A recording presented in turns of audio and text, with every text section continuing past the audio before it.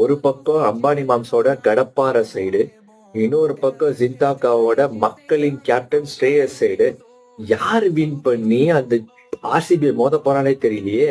Qualifier 2 preview பத்தி பார்க்க போறோம். அது கூட பேஜை ஃபாலோ பண்ணலாம், கண்டிப்பா ஃபாலோ பண்ணுங்க. ஸோ இந்த ரெண்டு டீமுக்கும் சில ஏரியாஸ் அட்ரஸ் இருக்கு. அதை அட்ரஸ் பண்ணிட்டாங்கன்னா இந்த மேட்சை கண்டிப்பா வின் பண்ணிடுவாங்க. ஃபர்ஸ்ட் மும்பை இந்தியன்ஸ் அவங்களுக்கு செகண்ட் பவர் பிளே போர்டர் வேணும். அப்பதான் பும்ராவை எண்ட் ஓவர்ஸ் அண்ட் மிடில் ஓவர்ஸ்ல யூஸ் பண்ற கொஸ்டின் இருக்கும். அண்ட் ஹர்திக் பாண்டியோட captaincy not up to the mark நான் சொல்றேன். ரொம்ப ஆன்ஷியஸ் ஆகுறாரு, ப்ரெஷர் ஆகுறாரு.